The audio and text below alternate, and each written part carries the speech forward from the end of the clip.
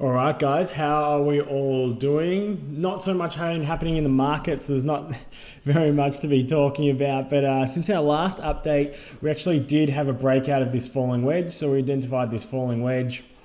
And, there's obviously two ways to draw this. One is following the candle bodies and the other one is following, obviously, the wicks, right? So I usually have a look at both, and we had a nice breakout early on the candle bodies, which is why I always look at the candle bodies as well. And then we had a nice bullish retest of this level, right? Sort of came down, pretty nice little tag of that. And then we had quite a nice run. If you were just if you're just trading the wicks, you would have got in about here on this breakout, or, as we were pushing up into here, it would have been a nice and easy trade, from anywhere around about 2 to 3%.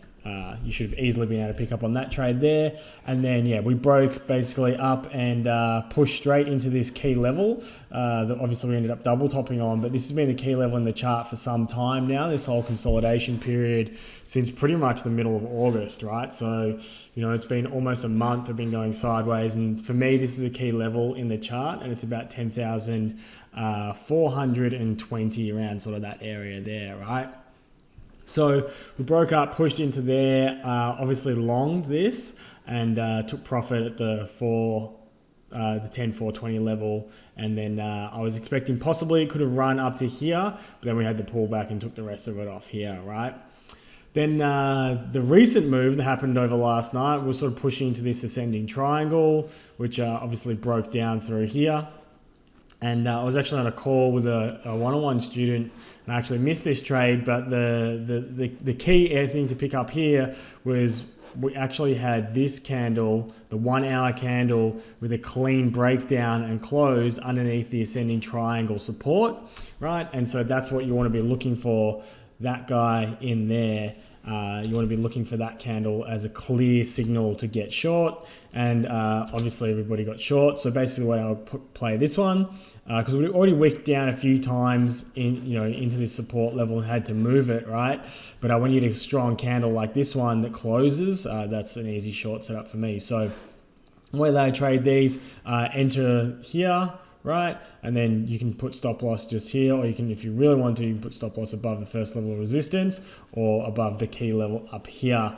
And obviously the higher we put our stop loss, obviously the less contracts we enter, right? Because we still want to make sure that we're keeping our risk satisfied to 1R, and we're not getting crazy with the amount of capital we're losing on a trade. And we need to remember as well that our risk is defined by the distance between our entry and our stop loss, and it shouldn't be changing the amount that you lose every time you get stopped out. You want to keep that period of loss in between your stop loss and your entry. You want to keep that to 1R or 1%, or sometimes people trade on 2% or 3%, right, of your total portfolio. But we want to make sure that when we're doing our calculations on our entry prices, that we're not just doing the same amount every time, and as we put our stop loss higher and higher, we're taking a bigger hit, because that will make you put your stop loss too close to price, because you're like, oh, I don't want to put it there, because if I put it up there, I'm going to lose too much money. So I'm going to put it here, I'm going to put it here, I'm going to put it right next to the entry, so that if I get stopped out, I don't lose anything. And then you get into a situation where you're just getting stopped out constantly all the time, right? So learn how to do your position sizing properly. I'll do a video on that eventually and go over it for you guys, because I think it's really crucial and important. And everybody always talks about TA and the charts and what's happening, and no one really talks about how to put your position sizing in properly and how to manage your risk, right? And most people don't even know what managing risk actually means. So we'll go over that. We'll go into depth in all of these things as well on our 6-week market mastery course that we're launching on the 22nd of October. I'll leave a little link for that in the comment section down below when I publish the video. If you guys want to jump on with us, it's going to be a really cool webinar series. It's going to go for 6 weeks. We're going to have two sessions every week on a Tuesday night and Thursday night from 7:30. They go for about an hour and a half, and we cover all things in the market, what to look for. I have a little slideshow that we go through with everybody that I'm just putting the final touches on at the moment. So I'll upload another video a little bit later that we're going to upload to the website. And I'll share that on here as well with you guys. It'll give you a little bit of an overview on what's going to be covered in the course. So yeah, really excited to launch that with obviously Trader Troy, who is an absolute gun. He's going to be covering off some key topics around moving averages and an indicator that he created as well called the When Moon, which is amazing for altcoins in the alt season. So some really cool, exciting stuff coming to the channel, guys. But yeah, not really seeing too much action at the moment for Bitcoin. Probably going to get a little bit more sideways. This red trend line here is the one I'm sort of eyeing off at the moment. Seems to be a key support level in the charts.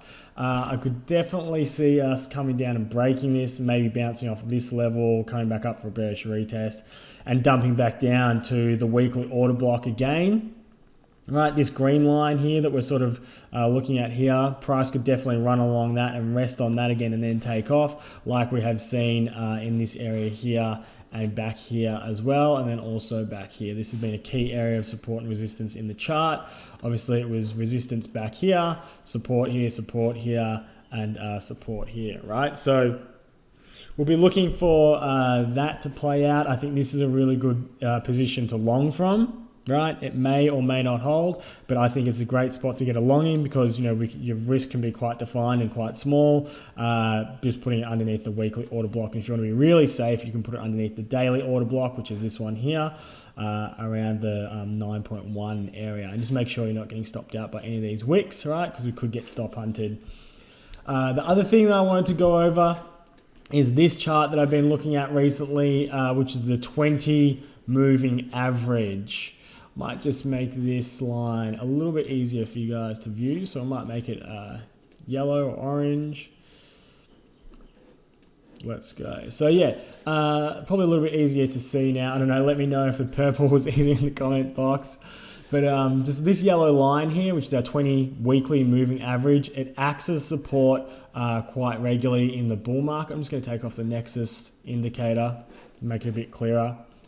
Right, it acts as support when we're in a bull market, and it acts as resistance when we're in a bear market, right? As we can see here, getting knocked down here, here, and here multiple times, right?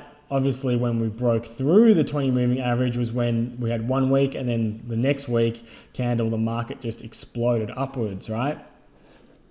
So same thing happened here. Once we broke through the 20 weekly, we had quite a good 2-week pump here, but then obviously this one broke down again, and then we had the second time we had a little spring in the bear market, and then we bounced and launched off that, right? And since that period then, back in 2015 October actually, we have found support along the 20 moving average consistently throughout the market until we broke underneath it, and then it acted as resistance multiple times throughout the bear market. And when we finally got above that, now we're looking for this to hold a support here. So to me, this section here, which is obviously just looks like a bit of a symmetrical triangle, especially on the weekly chart, right? Obviously it's downward sloping more aggressively because we had these big, huge parabolic wicks. But if we look just, on our weekly chart and take the candle bodies, it looks more like a symmetrical triangle. It's nothing too crazy, right? And I sort of feel like the market here in the position we're in right now is very, very similar to this position that we're in right here. And we're going sideways, and we can expect this to probably take off again as we did here after a couple of months of consolidating, right? So this was in this range, consolidating sideways for 22, 23 weeks, right, before it took off. And we've been up here consolidating sideways now for about 13 bars, so 13 weeks, right? So this could easily stretch out for the rest of October, and possibly even push into the start of November. Let's see what happens. But I don't think it's going to be a complete mirror image. I sort of feel like this is getting to the end of its consolidation period. We may or may not run along this for some time, like we did back in 2016, 2015 bear market breakout.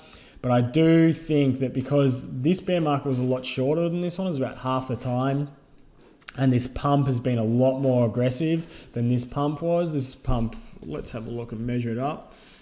This pump was about 120%, and yeah, this pump was about 350%, right? So a lot more aggressive pump, stronger reaction. I think that is really based on the fundamentals of Bitcoin.